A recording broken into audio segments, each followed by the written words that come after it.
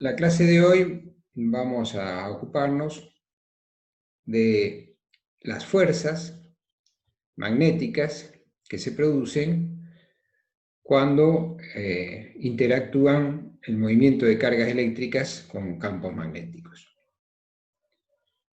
Y también, de acuerdo a la geometría en la que se produce esa circulación de corriente en algún conductor eléctrico, se puede producir algún momento magnético que tienda a hacer girar ese cuerpo por el que circula corriente. Entonces vamos a ver esas dos cuestiones en el día de hoy. Así que los objetivos son determinar la magnitud y dirección de la fuerza sobre un alambre portador de carga en presencia de un campo magnético externo B. Calcular, en caso de que se produzcan, los momentos de torsión producidos justamente por esas fuerzas magnéticas que se producen en esos conductores por donde circula corriente. Calcular también esos momentos que se producen en alguna espira, bobina o solenoide que pueda girar en un eje, en un determinado eje. Y calcular el campo magnético inducido en el centro de una espira, en el centro de una bobina y en el interior de un solenoide.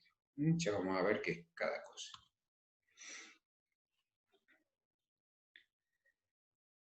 Nosotros habíamos visto la clase anterior, habíamos definido el campo magnético a través de una fuerza que actuaba sobre una carga en movimiento. Entonces vimos el campo como justamente la fuerza, ¿sí? Dividido un valor que estaba vinculado con la velocidad con la que se movía una carga, con el valor de la carga y además con la dirección en la que se estaba moviendo esa carga con respecto al campo magnético. Y así definimos la unidad de medida de campo magnético, diciendo que era el Tesla, en honor al físico Tesla, por eso la escribimos la unidad de medida con mayúscula, es la unidad de medida del Sistema Internacional de Unidades de Campo Magnético. Y definimos como un Tesla a, digamos, un campo magnético de un Tesla, cuando sobre una carga eléctrica que se mueve con una velocidad, una carga eléctrica de 1 coulomb, que se mueve a una velocidad de 1 metro por segundo, se produce una fuerza sobre ella de 1 newton. Y además que la carga eléctrica esa se está moviendo en una dirección justo perpendicular a la del campo magnético. Entonces, para esas condiciones, ¿sí? Entonces se dice que si se combina todo eso, el campo en ese lugar es de 1 Tesla.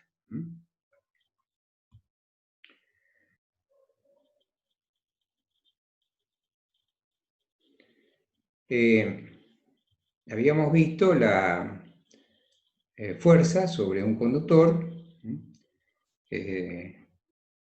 mejor dicho, habíamos visto la fuerza magnética que actuaba sobre una carga que estaba en movimiento.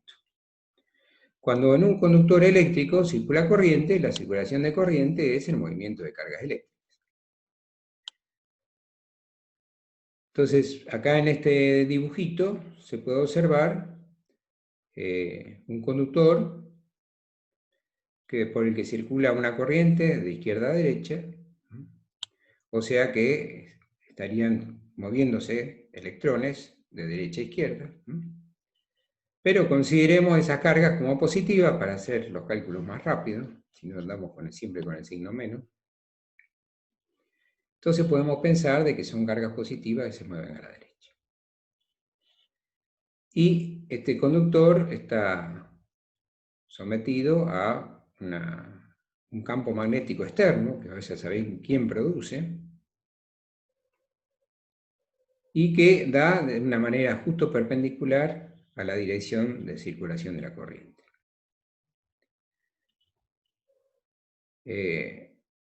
Bueno, el concepto de corriente eléctrica habíamos visto que era la cantidad de carga que pasaba por unidad de tiempo en una determinada sección de un conductor.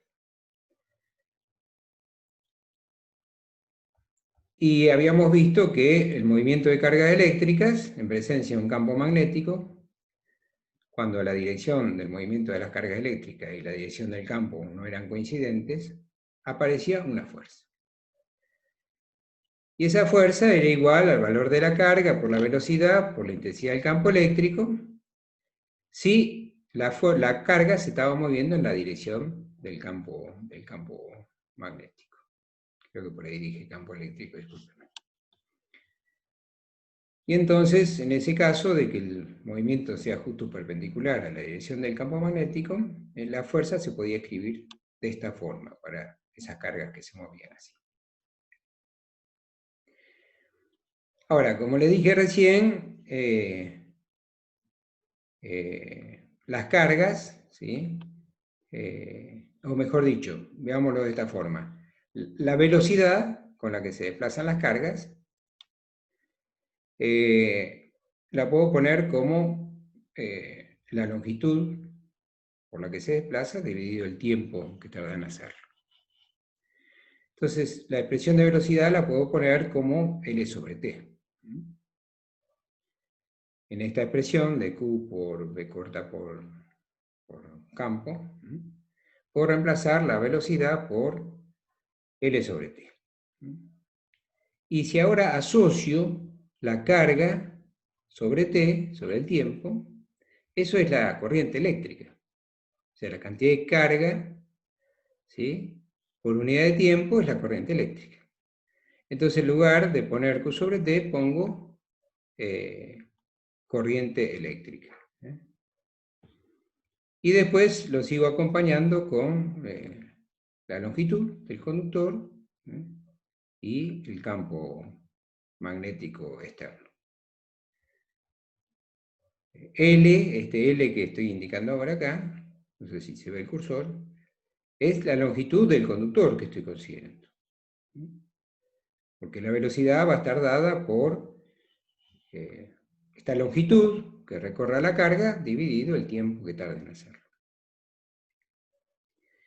Quiere decir que así como existía una fuerza sobre una carga en movimiento, en presencia de un campo magnético externo, puedo decir que también existe sobre ese conductor, por el que circula esa carga eléctrica, una fuerza que está vinculada con la corriente, o sea, con la cantidad de carga, ¿sí?, que atraviesa una sección del conductor por unidad de tiempo. Y entonces esta sería otra forma de describir la fuerza que actúa sobre una carga o sobre cargas en movimiento.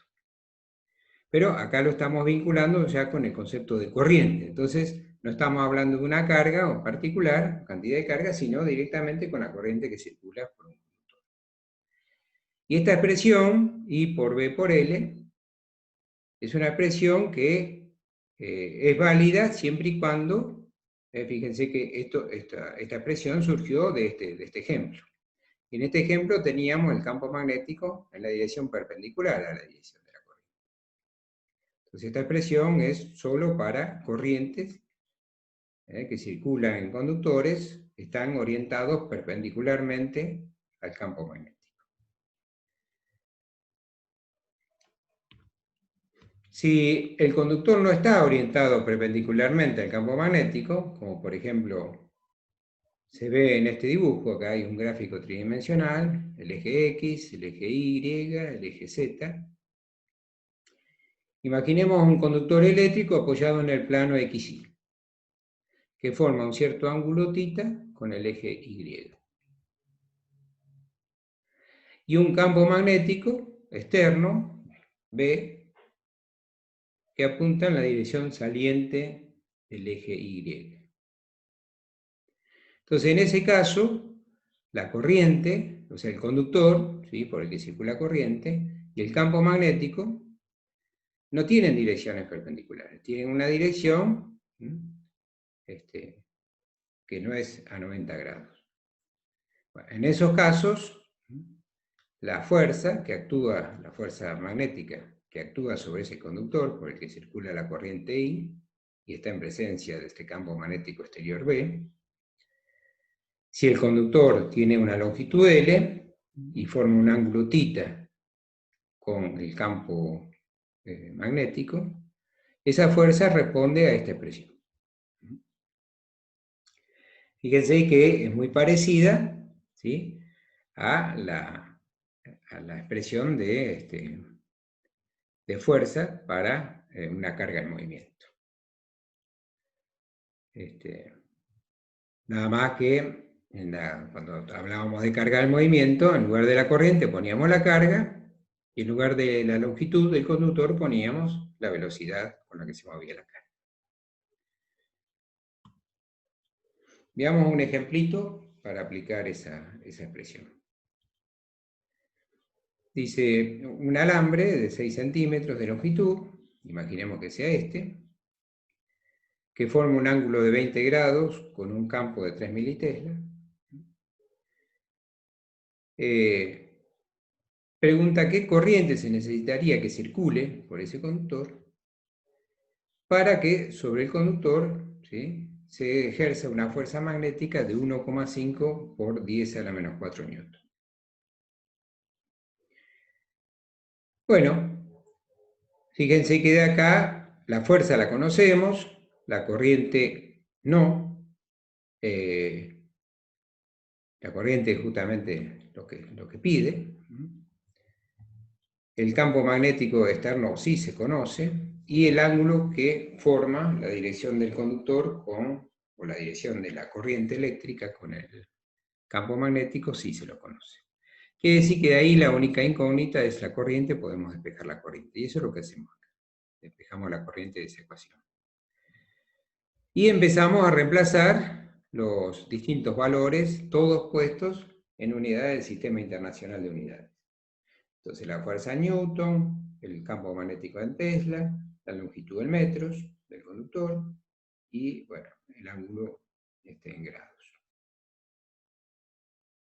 Y si hacemos la cuentita, esto nos da, bueno, una corriente de 2,44 amperes. Quiere decir que para que sobre ese conductor se produzca una fuerza de de esa característica, se produzca una fuerza de 1,5 por 10 a la menos 4 newton, debe circular una fuerza de 2,44 amperes.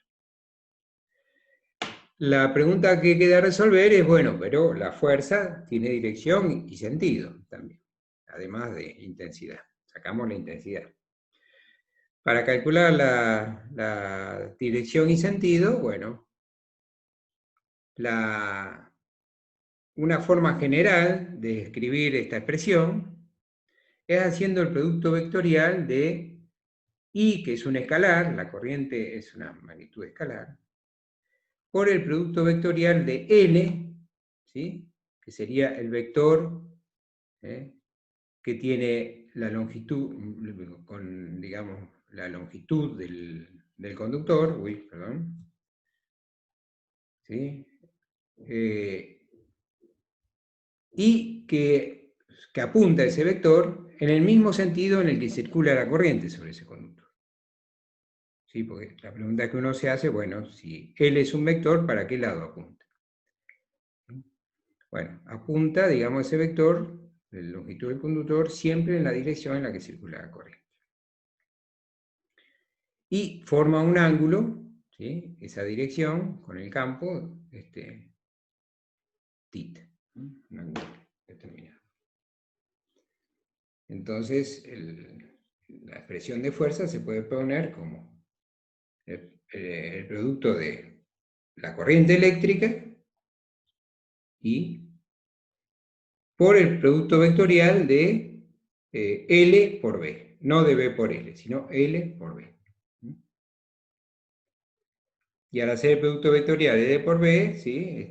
Digamos, el valor escalar de eso, para sacar las intensidades, es L por B por el seno de θ, donde θ es el ángulo entre L y B.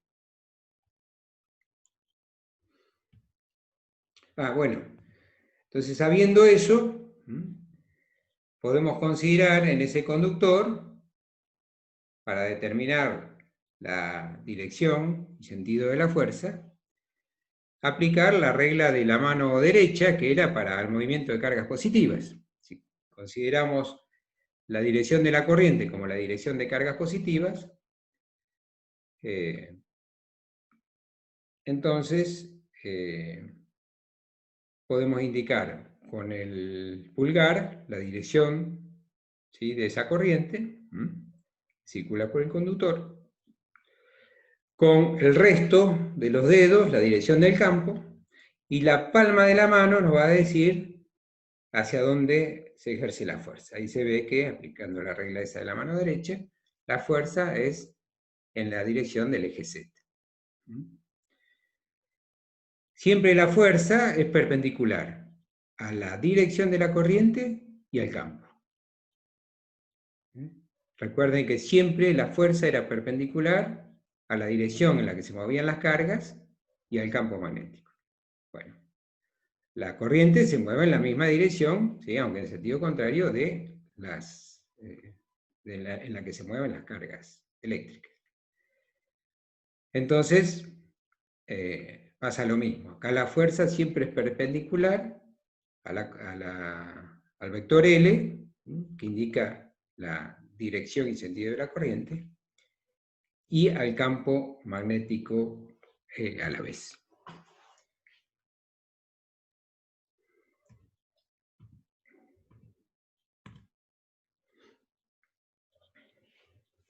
Imaginemos esta situación. Acá a la derecha se ve, digamos, los extremos de dos imanes. En la parte izquierda de esa figura se ve una N, que está indicando que ahí se está visualizando el polo norte de un imán, y en la parte derecha que se está visualizando un polo sur de un imán. Que no lo confunda esta imagen con pensar de que uno puede agarrar, partir del imán y tener un polo sur por un lado y un polo norte por otro. Hago esa aclaración porque por ahí el dibujo, por ser medio amarrete, por no dibujar todos los imanes completos, ¿sí? Si dibujo los imanes completos voy a tener un norte en una cara y un sur en la otra, y en este otro también. Un sur en una cara, un norte en la otra. De modo tal de que, si los ubico de esa manera, se produce un campo magnético. Si pudiera trazar las líneas de campo, se produce un campo magnético que va desde este polo norte de este imán a este polo sur, en esta zona. Traten de recordar un poquito cómo eran las líneas de campo magnético cuando dos imanes se acercaban con polos opuestos. En la zona que unía, ¿sí?, a los imanes, se producía un campo que iba del polo norte de uno al polo sur del otro. Quiere decir que acá el campo magnético es horizontal a la derecha. Imaginemos que tenemos un conductor por el que circula corriente que está cerrado, ¿sí? Eso le llamamos espira. Y que no sé cómo nos la rebuscamos, pero hacemos que circule corriente por ese conductor. Le pondremos en serie una pilita, con esa espirita, de modo tal de que circule una corriente como se está mostrando acá en la figura. La corriente que está circulando, como yo le estoy mostrando ahora con el cursor.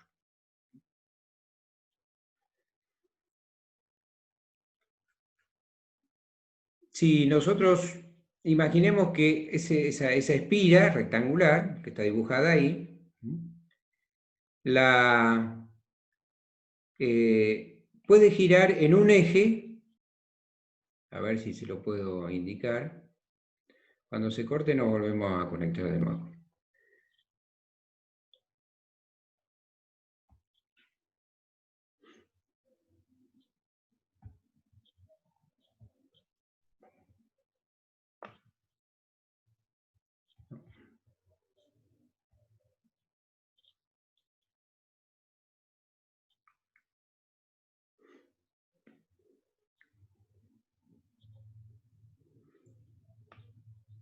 En este eje, ¿sí?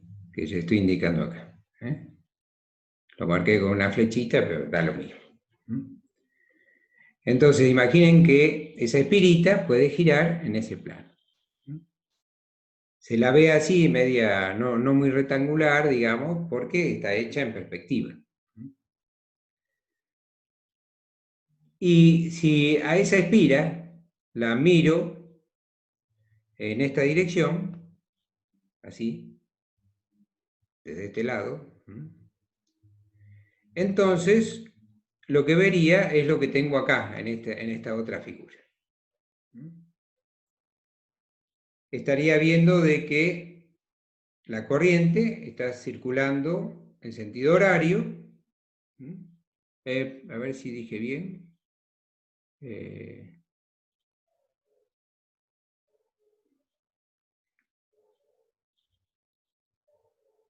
No, la estaría mirando del otro lado, ¿sí? Me confundí. La estaría mirando así. Mirarla así. La corriente acá va a circular hacia la derecha, por eso acá circula hacia la derecha, la parte de arriba.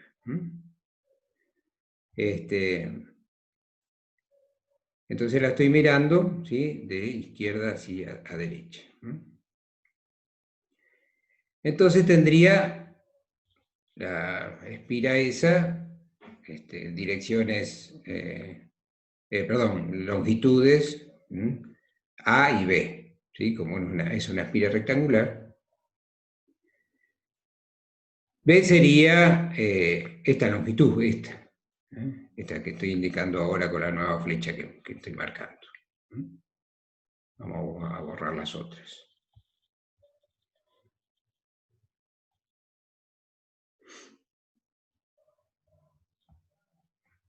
Entonces, B, ¿sí? Sería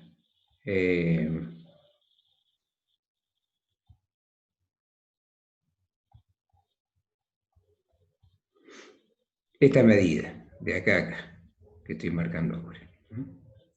Y A sería la medida que estoy marcando acá, así, esa sería. Bien, y si lo estoy mirando de este lado, a la espira, entonces tendría la visión de lo que tengo en la imagen de la izquierda, donde la corriente estaría circulando en sentido horario.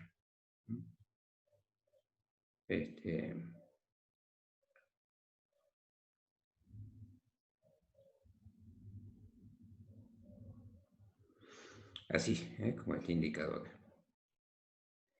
Bien, el campo sería perpendicular a eso que estoy viendo. Fíjense que cuanto más inclinación haya entre, acá con N está indicado un vector que es normal a la superficie de la espira y forma un ángulo θ con el campo magnético. ¿De acuerdo? O sea que este θ, que lamentablemente ahí coincidió con la dirección del eje, ¿sí? Pero de acuerdo al ángulo que forme este vector normal a la superficie de esa espira con respecto al campo, es lo alto que yo voy a tener en esta vista acá, ¿de acuerdo? Entonces, esta vista donde indico que esta longitud es A, es justo cuando el ángulo θ es 0, ¿de acuerdo? ¿Sí? Pero fíjense de que no importa que el ángulo θ no sea 0.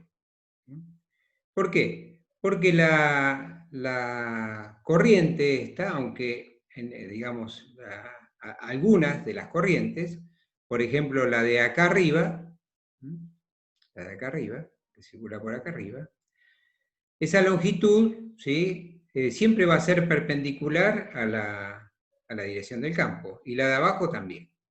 La que no va a ser perpendicular siempre al campo va a ser la longitud A. ¿De acuerdo? Vamos a tenerlo en cuenta para el análisis.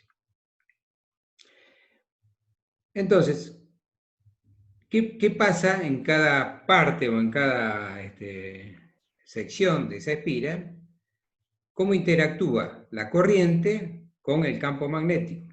Entonces vamos por partes. Fíjense, si empezamos por la parte de arriba, voy a agarrar el cursorcito.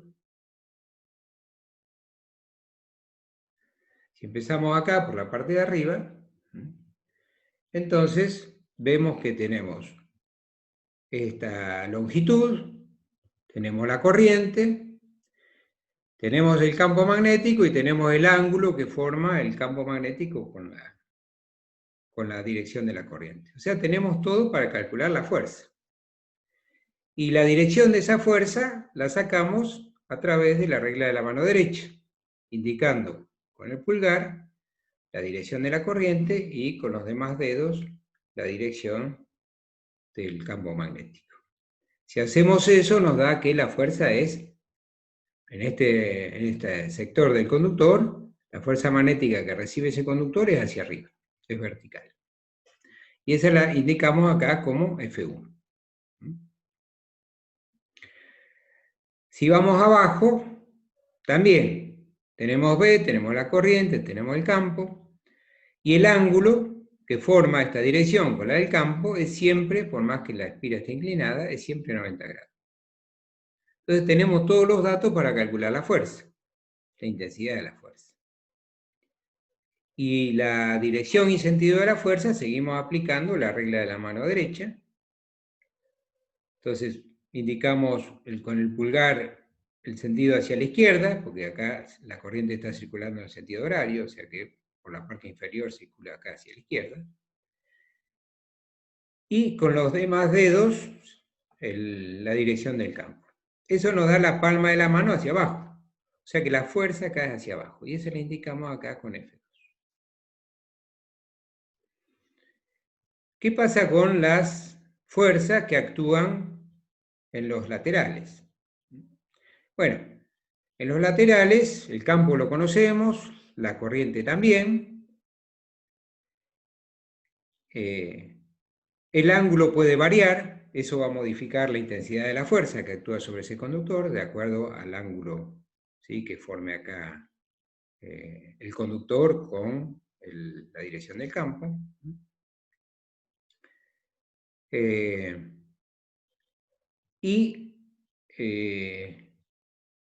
Pero fuerza va a haber, salvo que justo coincida, digamos, que la dirección del conductor y la del campo sean las mismas. Que eso va a ocurrir cuando esta espira, ¿sí?, este angulito θ sea 90. ¿Cierto?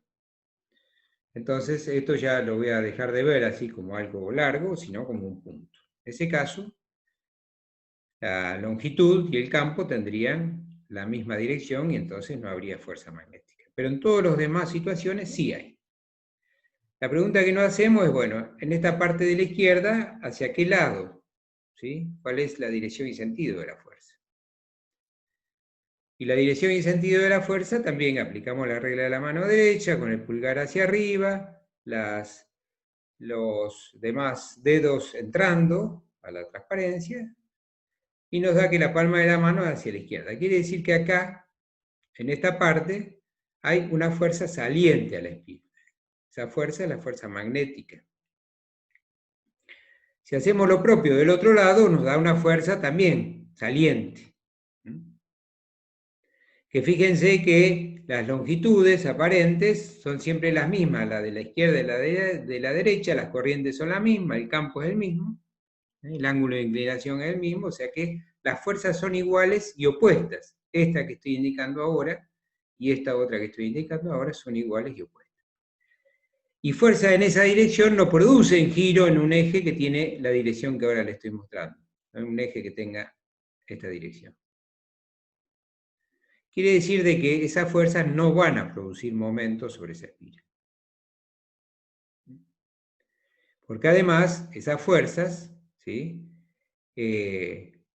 Siempre están en la, digamos, la recta de acción de esa fuerza, siempre pasa por el eje, siempre está en el eje. Entonces, ¿sí? Cuando la recta de acción de las fuerzas pasan por el eje de giro, no hay posibilidad de que produzca momento.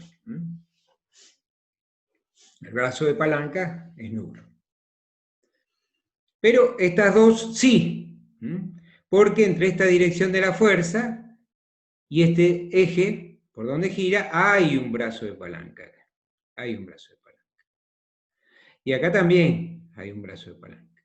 Quiere decir que la fuerza F1 y F2 van a producir un momento sobre esa espira que gira en este eje que tiene esta dirección.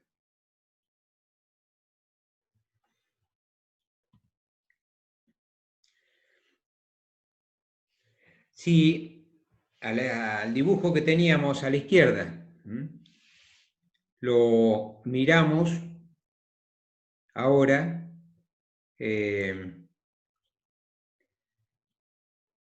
esta dirección, que ahora les voy a mostrar, o sea, desde acá, de donde está el cursor rojo, si la miramos desde ahí, hacia la izquierda, lo que vemos es esto, donde el conductor de acá arriba es un punto, porque está entrando o saliendo del plano. Y este otro conductor también se ve como un punto porque está entrando o saliendo del plano. Y este conductor A, ¿sí? Es este. Y el otro que está atrás, no lo veo porque está atrás. Y eso gira en este punto, en un eje que acá tiene una dirección entrante al plano, entrante a la transparencia. Donde esta longitud de acá hasta acá es A, o sea que de acá a acá es A sobre 2, de acá a acá es A sobre 2. Y este ángulo θ es el ángulo que forma el vector normal a la superficie de la espira con la dirección del campo magnético. Entonces, si este angulito es θ, entonces este, por opuesto por el vértice, también es θ. Este de acá al lado, como es el complemento de θ. Y como acá hay un triángulo rectángulo, si este es el complemento de θ, este otro será θ. Y esta medida que hay de acá a acá, que sería el brazo de palanca, sería esta A sobre 2 por el seno de ese ángulo. O sea, A sobre 2 por el seno de θ. Cuando uno calcula el momento de una fuerza, es la intensidad de la fuerza por el brazo de palanca. ¿Sí? Quiere decir que va a ser esta fuerza F1 por el brazo de palanca, que es A sobre 2 por el seno de θ. Pero, ¿cuánto vale? Vamos a representarlo acá. El momento que produce, ¿sí?, esta fuerza F1 en este eje va a ser igual a la fuerza F1 por ese brazo de palanca que es A sobre 2 por el seno de θ. Pero esa fuerza es la fuerza magnética, que está actuando sobre un conductor de longitud B por el que circula una corriente I y que está expuesto a un campo magnético externo B. Y además, el ángulo que forma ese conductor con el campo magnético es de 90 grados. Entonces, la fuerza esa la puedo representar de esta forma. El momento que produce la fuerza F2 también lo puedo calcular de la misma forma. Entonces, el brazo de palanca sería este, que también es A sobre 2 por el seno de θ. Y la intensidad de la fuerza, la corriente que circula es la misma, el campo es el mismo, ¿sí? La longitud es la misma, y la dirección también está a 90 grados del campo magnético, entonces la intensidad de la fuerza es igual que F1. Quiere decir que F2 produce un momento igual que F1. Los dos momentos son iguales, y además apuntan en el mismo sentido. quiere decir que se suman. En el sentido horario se sumaría.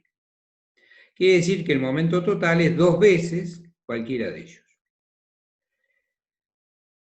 Ahí se puede simplificar este 2 con este otro 2 y acomodando un poquito eso, queda I por B, por A por B, por el seno de θ. Pero A por B es el área de la espira. Entonces, en lugar de poner A por B, pongo el área de la espira. Quiere decir que el momento que se produce sobre una espira, por la que circula una corriente I, que tiene un área A, y está expuesta a un campo magnético B externo, cuya dirección forma un ángulo θ con la dirección normal al plano de la espira, se puede calcular con esta expresión.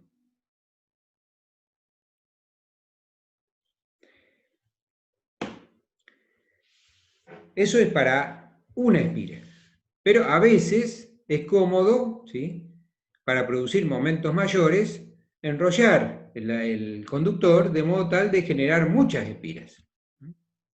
Se enrolla así en forma helicoidal y después se tratan de juntar lo más que se puede las espiritas y entonces se tiene lo que se llama una bobina, que está formada no por una espira, sino por n espiras. Y cada espira va a colaborar con un momento como este. Entonces el momento total para una bobina que tiene n espiras será n por lo que calculamos recién. Y esta es la expresión más general del momento de giro que se produce, ¿sí?, en una bobina de n espiras, cuando por esa bobina circula una corriente conocida, está expuesta a un campo magnético externo conocido, es de un área conocida, y el ángulo que hay entre el plano de la bobina y el campo magnético es θ. Veamos un ejemplito. Ya si no importa, fíjense que viendo la transparencia anterior,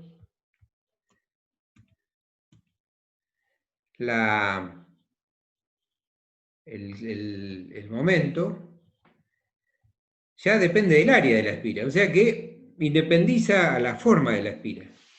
Lo que importa es el área, ¿eh? Entonces da lo mismo que la espira sea rectangular o sea circular, da lo mismo, lo que importa es el área. Entonces, sabiendo eso, podemos resolver este otro problema. Entonces se tiene una bobina de alambre, que está indicada acá con este circulito o esta circunferencia en perspectiva. Digamos, esa bobina tiene 200 vueltas, o sea, 200 espiras, nada más que está muy compactada, ahí se ve como una sola. El radio de la circunferencia esa, o sea, el radio de la bobina, es conocido, es de 20 centímetros. La dirección del vector normal al plano de la bobina forma un ángulo θ de 30 grados con respecto al campo, y el campo externo es de 3 militesla. Y la pregunta dice, ¿cuál es el momento de torsión en la espira si la corriente es de 3 amperes? Bueno, entonces, la cantidad de espiras la conocemos, la corriente también, el campo externo también, el área la podemos calcular, porque nos da el radio de la bobina, y el ángulo también lo indica. Entonces, empezamos a calcular. Calculamos el área, siempre ponemos las unidades en el sistema internacional, o sea, las unidades en metros de área es metro cuadrado.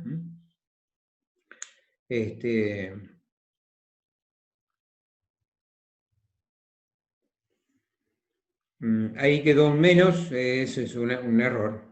Ha intentado ser un 0,0. Así que corríjanlo. Y entonces el área será pi por radio al cuadrado, o sea, 2 por 0,2 metros al cuadrado. Pues 0,2 es el radio. Así da 0,126 metros cuadrados. La cantidad de espiras es 200. El campo es 3 militesla. El ángulo es 30 grados, la corriente de 3 amperes. Reemplazando todo en la expresión de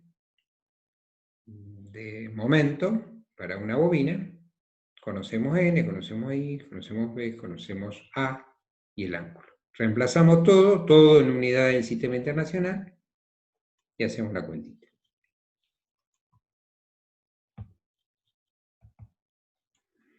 Bueno, y eso nos da un momento de torsión de 0,113 newton por metro. Unidades de fuerza por unidad de longitud.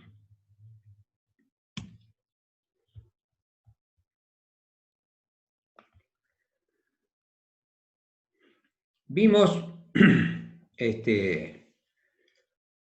cómo es el campo, la fuerza que actuaba sobre un conductor de cierta longitud L, hasta ahora.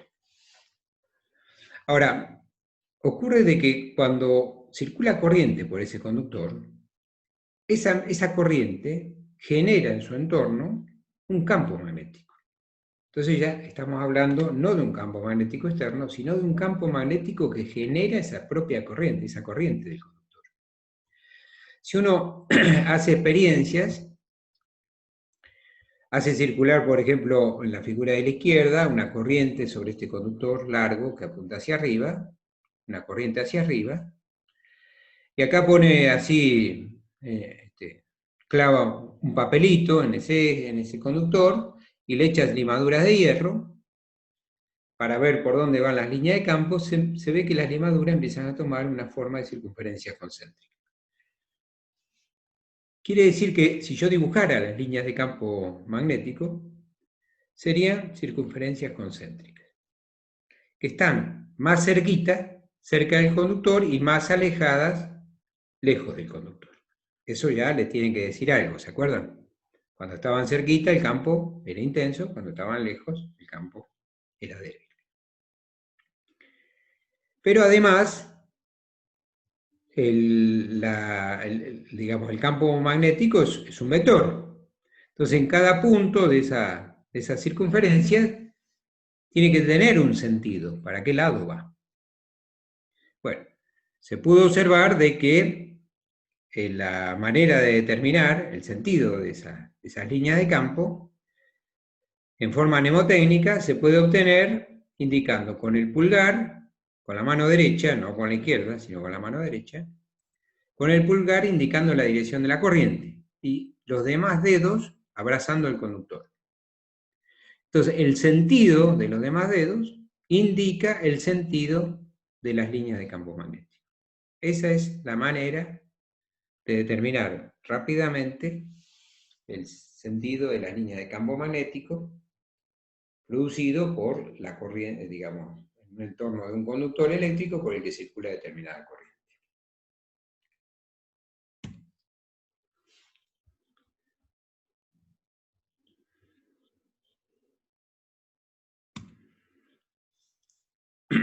Bien, entonces, ya sabemos cómo determinar el sentido. Imaginemos que por este conductor, para determinar el sentido de la línea de campo, ¿sí?, que va a ser una circunferencias concéntricas, si yo lo miro, ¿sí?, de frente, entonces acá la dirección del campo va a ser entrante a la diapositiva. Pero la pregunta que nos hacemos, bueno, vimos que esas líneas de campo se van separando a medida que me voy alejando del conductor. Significa que el campo va a depender de lo lejos que esté de ese conductor. Y se pudo determinar de que ese campo es inversamente proporcional a la distancia a la que me encuentro. O sea, si del conductor al punto donde quiero averiguar la intensidad de campo hay una distancia R, bueno, el campo en ese lugar es inversamente proporcional a R. Y además depende también del valor de la corriente. Cuanto más intensa es la corriente, para una misma distancia R, el campo es más intenso. Porque este campo se produce por la circulación de esta corriente. Si por acá dejo de hacer circular corriente, el campo acá desaparece. Así que es directamente proporcional ese campo a la corriente que circula por el conductor. Bueno, esa proporcionalidad se convierte en igualdad multiplicando por esta constante, mu0 sobre 2pi.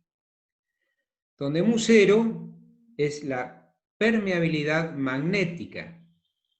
¿Se acuerdan cuando definimos permitividad eléctrica? Que daba idea de cómo afectaban, cómo se veían afectados los materiales, ¿sí? Por ser atravesados por campos eléctricos. Bueno, la permeabilidad magnética tiene un sentido parecido, nada más que con respecto al campo magnético. O sea, cómo se ven afectados los materiales en presencia de un campo magnético. Y los materiales son distintos, así que esa permeabilidad va a ser distinta para cada material. mu0 en particular corresponde al aire o al vacío. Quiere decir de que si tengo el conductor solito y acá tengo aire o no tengo nada, entonces esa permeabilidad es mu0 y es conocida y vale este valor, 4pi por 10 a la menos 7 tesla metros sobre ampere.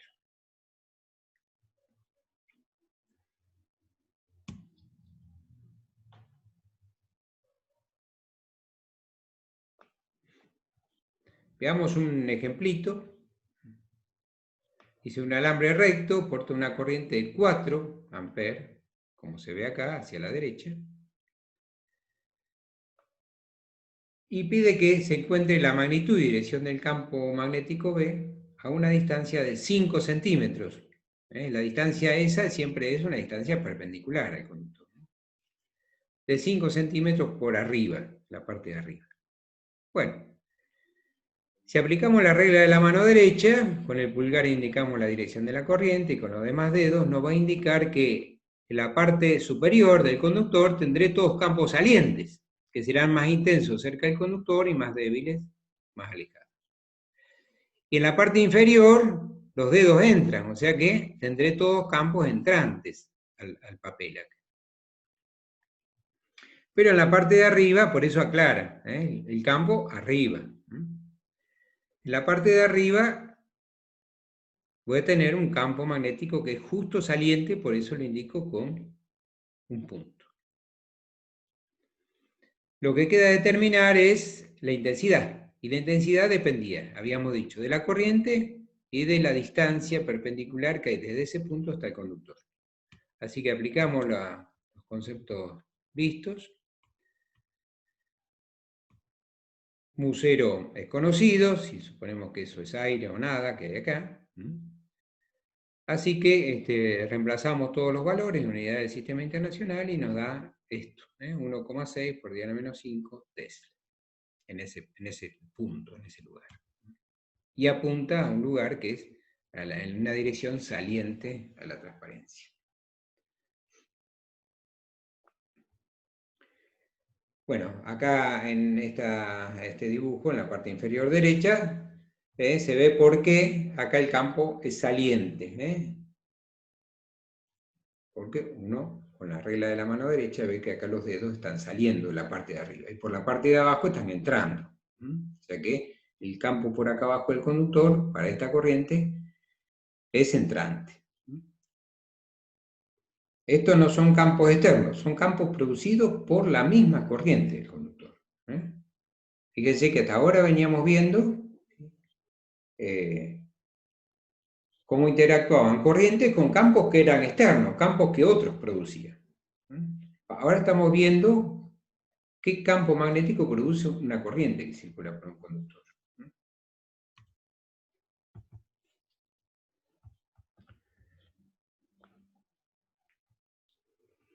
Pero bueno, ya eso resulta fácil para ustedes, así que lo vamos a complicar un poquitito. Pongamos dos alambres ahora. Imaginemos que tenemos dos alambres conductores, este y el inferior, Y hacemos circular corrientes que no tienen por qué ser las mismas. En un conductor, en el de arriba acá de 6 amperes, en el de adentro, en el de abajo, una corriente de 4 amperes. Y están separados a una distancia de 6 centímetros. Y la pregunta que hace es, bueno, ¿cuánto valdrá el campo magnético justo entre las dos alambres? Bueno, veamos qué pasa con los sentidos y direcciones de esos campos. Bueno, la corriente que circula por el conductor de arriba, por la regla de la mano derecha, va a producir en este punto un campo entrante, o sea que lo debería dibujar con una cruz. Y el campo que produce la corriente del conductor de abajo en este punto sería un campo saliente, o sea, lo debería dibujar con un punto. Quiere decir que la contribución de campo magnético que produce la corriente que circula por el conductor de arriba es contraria a la que produce el conductor de abajo, porque apunta en el sentido contrario. El campo resultante en este punto entonces se tendrá que restar, porque son campos que están en sentidos contrarios.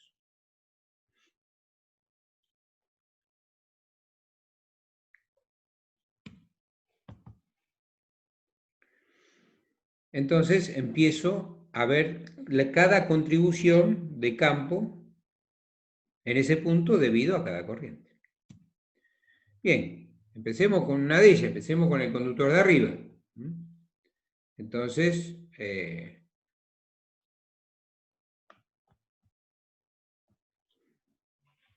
tenemos que, como le dije recién, en el punto intermedio, la corriente del conductor de arriba va a producir un campo entrante.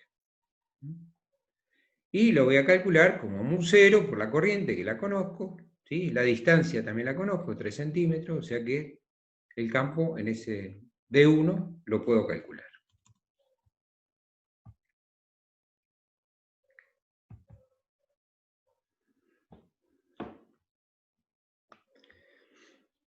Quiere decir que reemplazamos mu0, la corriente, la distancia de 3 centímetros, y nos da un campo de 26,7 microtesla. Fíjense que ese campo lo indicamos acá como positivo. O sea que estamos asumiendo que, bueno, acá lo que estamos sacando es la intensidad del campo, no estamos sacando, ¿sí?, la dirección y sentido. Y el signo da idea, digamos, para el sentido. Entonces, lo que nos importa acá es solamente la intensidad. Veamos cuál es la contribución de campo en ese punto de interés que produce la circulación de la corriente del conductor 1. Perdón, la corriente del conductor, sí, 1. Bueno, yo acá, acá arribita se calculó el campo producido por la corriente del conductor 1, que es acá abajo, es de 4 amperes. Y B2, ¿sí?, o sea, la contribución de campo debido al conductor 2 es debido a esta corriente, la del conductor 2, ¿cierto? Bien. Como sabemos que van en sentido contrario y a uno le dio, lo puso positivo, el otro se va a tener que restar. Por eso, digamos, se puso negativo acá, ¿sí?, el resultado de B2. Pero también lo podría haber puesto positivo, y después restarlo cuando haga la suma vectorial. El tema es que el resultado, ¿sí?, va a ser la diferencia. Y que me dé negativa la diferencia significa que, fíjense que B1 era saliente, ¿sí? Porque era el campo que producía la corriente de 4 amperes. Y a esa la indiqué como positivo. Quiere decir que si el resultado acá fuese positivo es porque el campo resultante es saliente. Pero dio negativo. Quiere decir que el campo acá resultante en ese punto no es saliente, sino es entrante. Quiere decir de que la intensidad de campo ahí será de 13,3 microtesla y será entrando a la superficie acá del papel.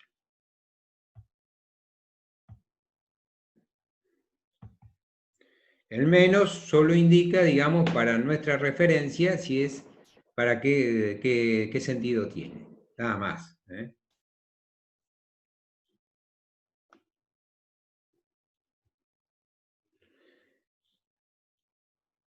Ahora, si un conductor por el que le circula corriente produce un campo magnético por esta zona, cerca de este conductor por el que circula otra corriente, entonces la corriente de este conductor se va a ver afectada por el campo magnético que genera en esta zona la corriente de este otro conductor. Y entonces ahí sí voy a tener una corriente que empiece a interactuar con un campo magnético exterior, que no es la que produce esta corriente, sino la que produce esta otra. Esa interacción sí produce fuerzas. El campo magnético que produce este conductor con la corriente de este conductor no produce interacciones. Pero la corriente que circula por este conductor con el campo magnético que produce este conductor en esta zona sí produce interacciones, porque ese campo magnético para esta corriente del conductor de abajo es exterior, lo produce otro.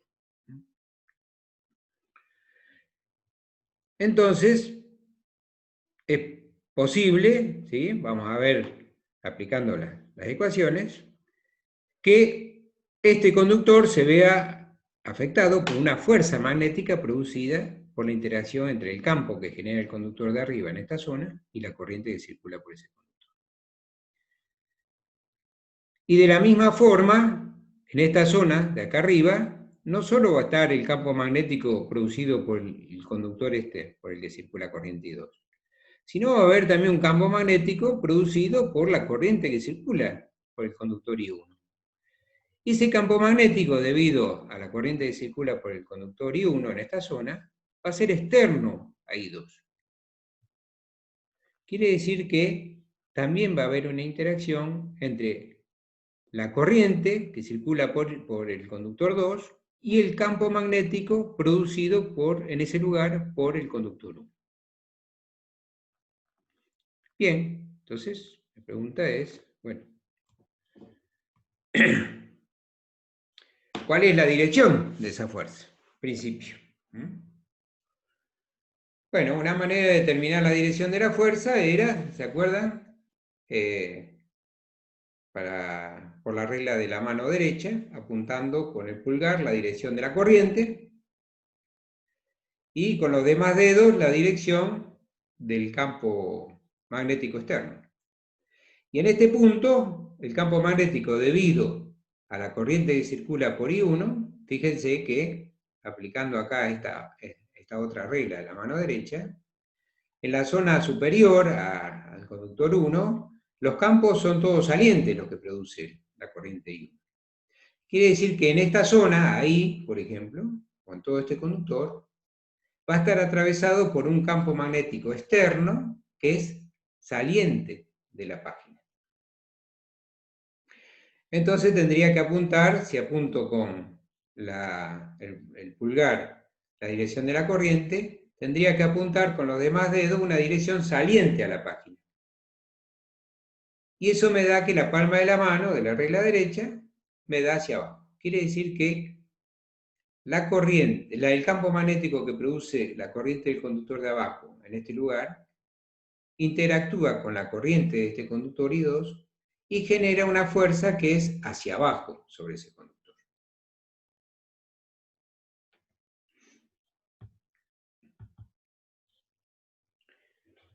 Cuando se corte, digamos, dejamos ahí, así puedo hablar con los demás profesores, ¿de acuerdo? Bien, veamos qué pasa con el conductor de abajo.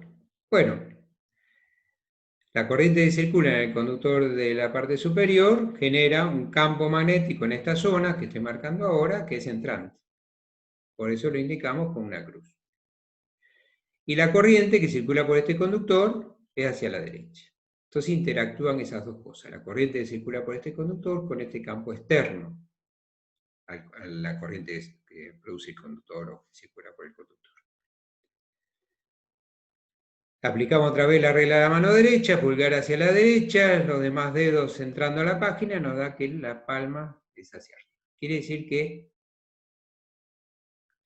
sobre el conductor de arriba se produce una fuerza hacia abajo y sobre el conductor de abajo una fuerza hacia arriba. Quiere decir que ahí está habiendo una fuerza de atracción entre los conductores.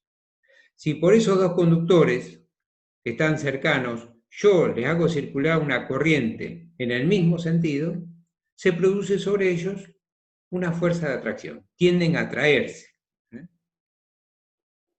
Y esas cuestiones son importantes tenerlas en cuenta.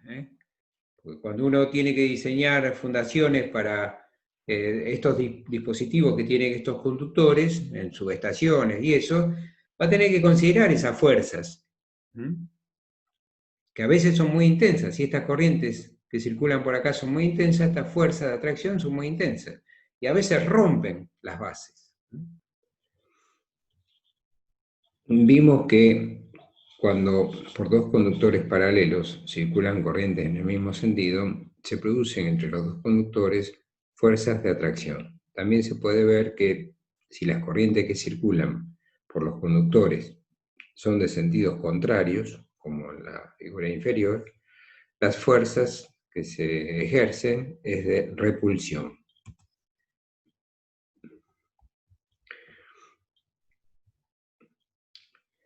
Calculemos la fuerza F1, o sea, la fuerza que actúa sobre el conductor 1 debido a la interacción entre la corriente del conductor 1 y el campo magnético que se produce en esa zona debido a la corriente que circula en el conductor 2.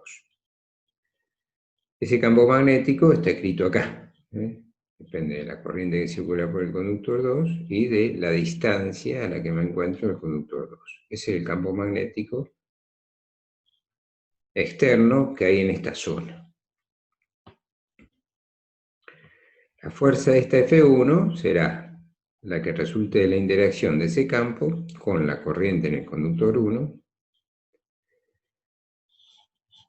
Entonces, la expresión será para ángulos de 90 grados entre la dirección de la corriente y el campo magnético, será esta, donde L es la longitud del conductor.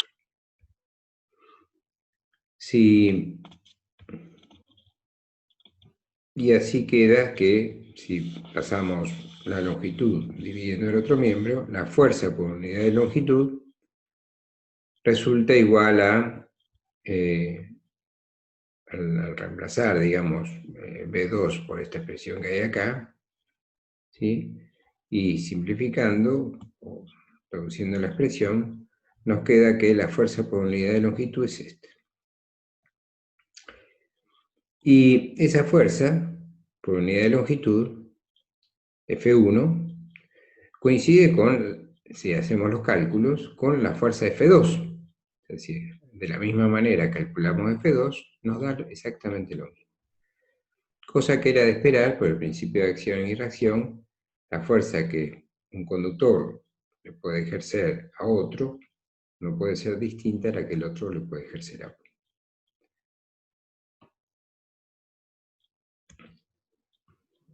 Veamos un ejemplito. Acá tenemos dos conductores por los que circulan corrientes en sentido contrario. En el alambre superior circula una corriente de 4 amperes hacia la derecha, en el inferior una corriente de 6 amperes hacia la izquierda. Y se desea saber cuál es la fuerza por unidad de longitud entre los alambres.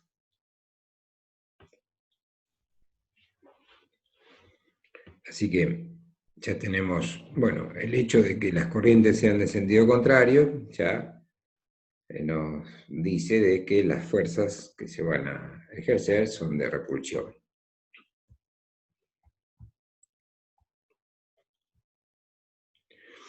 La expresión de fuerza por unidad de longitud que vimos es la que se muestra en la figura, depende de la intensidad de las dos corrientes y la distancia entre los conductores.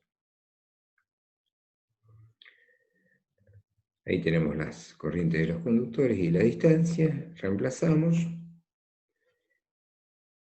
Ponemos todo en medida del sistema internacional. Y nos da que la fuerza por unidad de longitud de atracción es de 9,6 por 10 a la menos 5 newton por metro. ¿Qué pasa si agarramos un conductor ahora por el que circula una determinada corriente? Imagínense que de alguna manera le conectamos algún dispositivo para hacerle circular corriente. Y lo dejamos en forma de espira. Le unimos los extremos, lo dejamos en forma de espira. ¿Qué pasa con el campo magnético? Bueno, el campo magnético se mantiene la regla de la mano derecha, indicando con el pulgar la dirección de la corriente, y los demás dedos indican la dirección del campo. Por lo que en una espira, la expresión del campo aparece, por ejemplo, en esta espira, donde la parte donde está indicada la corriente sería la parte anterior de esa figura tridimensional de la espira. Las líneas de campo tendrían la forma que se muestra en la figura, ¿no? Y la dirección que se muestra en la figura. Si viéramos esa espira en la dirección normal al plano de la espira, veríamos esta figura, donde tendríamos una circulación de corriente en sentido antihorario y por lo tanto en el interior de la espira un campo saliente.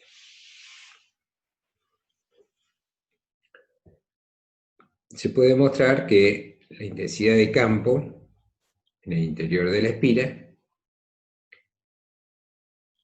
es directamente proporcional a la corriente que circula por la espira y es inversamente proporcional al radio de la espira. O sea que una espira por la que le circula determinada corriente tendrá un campo más intenso si es de radio más pequeña o diámetro más pequeño que si es de diámetro grande.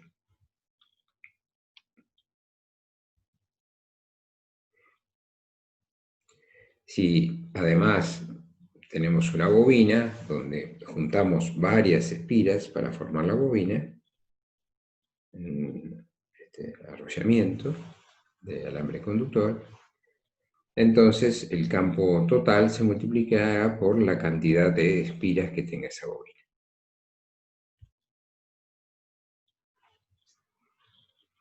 Otro dispositivo muy común que se utiliza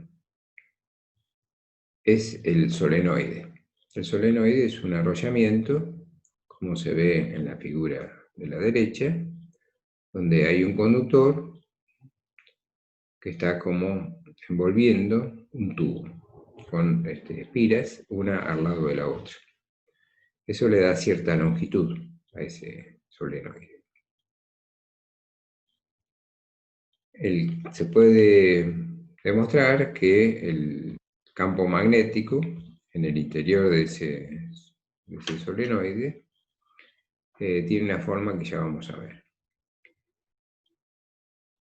El interior del solenoide puede ser de material aire o vacío o algún otro material ferromagnético, o no.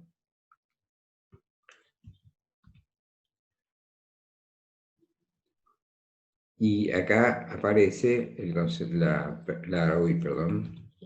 concepto de permeabilidad. La permeabilidad mu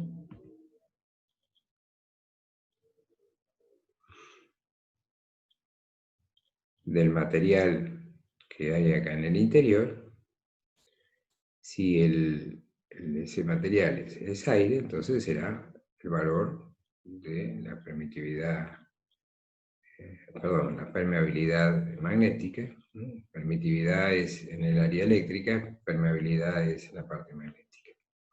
La permeabilidad magnética, que es de 4pi por 10 a la menos 7 Tesla metro sobre Ampere.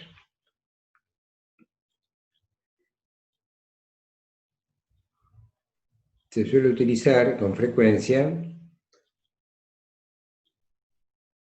la permeabilidad relativa, que es la permeabilidad magnética del material referida a la permeabilidad magnética del vacío o del aire.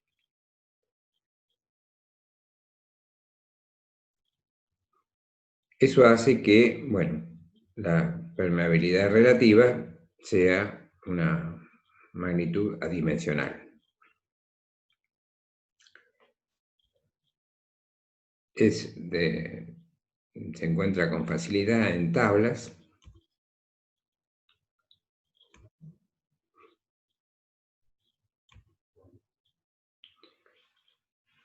por lo que es muy fácil vincular la permeabilidad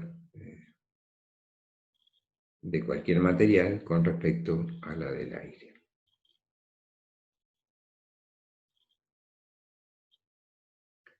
Como les decía hace un momento, se puede mostrar que el campo magnético en el interior de un solenoide tiene esta expresión, que depende de la corriente que circula en el solenoide, más corriente, mayor es el campo interno, es inversamente proporcional a la longitud, o sea que a medida que la longitud es mayor, el campo en el interior del solenoide es menor, y se incrementa el campo magnético en el interior del solenoide con la cantidad de espinas que tenga ese solenoide. Y acá se ve que tiene mucha importancia la permeabilidad magnética que haya en el interior del material. Si esa permeabilidad es alta, o sea, pongo un material que tenga una permeabilidad magnética alta, como pueden ser, por ejemplo, materiales ferromagnéticos, entonces el campo magnético se puede incrementar sustancialmente.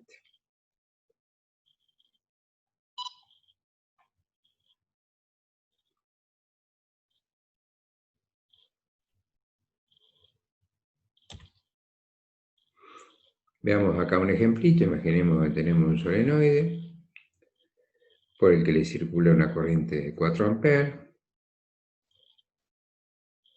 Tiene en el interior del solenoide un material que tiene una permeabilidad relativa de 12.000. Fíjense, a veces los materiales ferromagnéticos tienen permeabilidades relativas muy grandes con respecto al aire.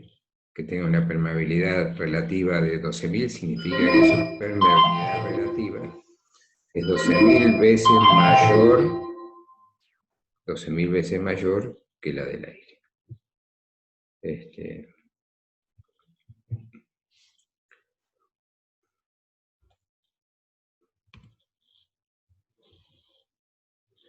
Si por él circula esa corriente, tiene 100 vueltas, la longitud es conocida,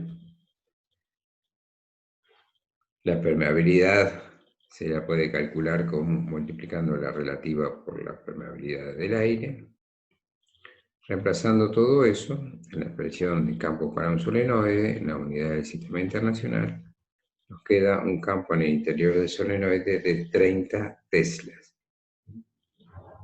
Fíjense que es una magnitud mucho mayor a la que habíamos calculado para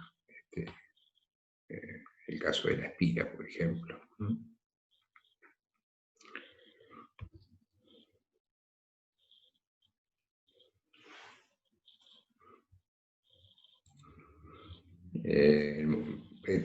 Digamos, el hecho de que la permeabilidad magnética de materiales ferromagnéticos sea tan grande hace muy común el uso de materiales ferromagnéticos en el interior de los solenoides. Estos dispositivos se lo utilizan como también se los suele llamar electroimanes, porque tienen una forma de imán de barra y un campo magnético que lo atraviesa, igual que un imán de barra permanente. Entonces, las fórmulas que hemos visto a lo largo clase es la expresión de fuerza a la que se ve sometido una carga eléctrica en movimiento. Vinculamos esa fuerza cuando está expuesta a un campo magnético externo. Vimos cómo vincular ese movimiento de cargas eléctricas con el concepto de corriente eléctrica, y entonces así vimos la expresión de fuerza en función de la corriente que circula por un conductor de longitud L, que está expuesto a un campo magnético externo B. Tita sería el ángulo de inclinación entre la dirección del campo magnético externo y la dirección en la que circula la corriente por el conductor. Vimos la expresión de momento de torsión o momento magnético que se produce cuando, digamos, hacemos circular corriente por una espira en presencia de un campo magnético exterior, con la posibilidad de que esa espira pueda girar en algún eje. Y ese momento magnético dependía de el área de la espira, el campo magnético externo al que está sometido, la corriente que se hacía circular por la espira y la cantidad, ¿sí? Si se trata de una bobina en lugar de una espira, la cantidad de espiras que tiene esa bobina que gira.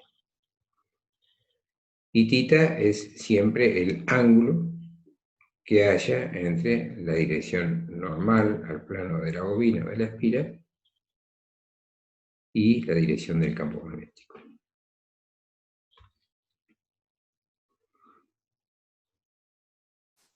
Vimos que la dirección y sentido del campo magnético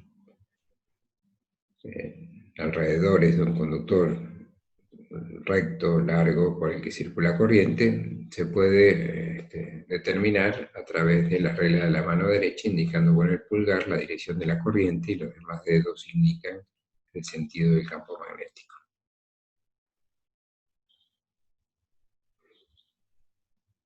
Y el campo magnético a una distancia r del conductor tiene la expresión como se muestra en la figura. Es proporcional a la corriente que circula por el conductor y es inversamente proporcional a la distancia a la que me ubico del conductor. Eso se ve que a medida que me voy alejando del conductor, el campo magnético resulta cada vez más débil. Si tuviéramos que dibujar la línea de campo magnético, dibujaríamos circunferencias concéntricas que se van separando a medida que nos vamos alejando del conductor.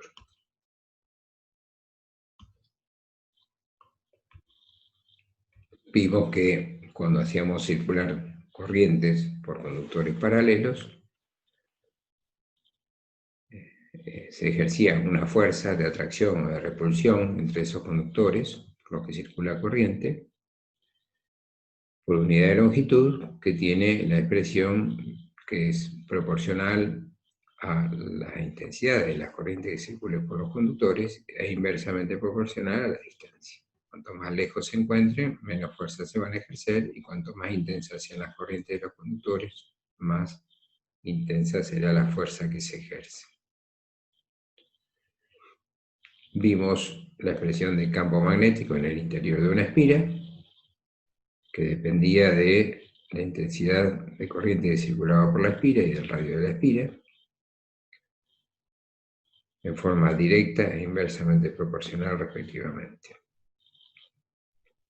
O sea, espiras de mayor radio, ¿sí?, para una determinada corriente, tienen campos internos magnéticos más débiles. En el caso de las bobinas, lo único que había que hacer, la expresión de campo en el interior de una espira, multiplicarlo por la cantidad de espiras que tenga la bobina. Y como era de esperar, a medida que consideramos tenemos un arrollamiento de mayores espiras, entonces más se va a incrementar el campo en el interior de la bobina. Para el caso de solenoides, la expresión del campo magnético en el interior del solenoide también dependía de la corriente que circulaba por el solenoide, la cantidad de espiras que tenía el solenoide, en forma directamente proporcional, y era inversamente proporcional a la longitud del solenoide. O sea, cuanto más concentrada tuviera las espiras y más corriente circulara por las espiras, más intenso es el campo en el interior del solenoide. En la medida en que separo las espiras, que el solenoide se hace más largo, la intensidad en el interior del solenoide se hace más débil, intensidad de campo.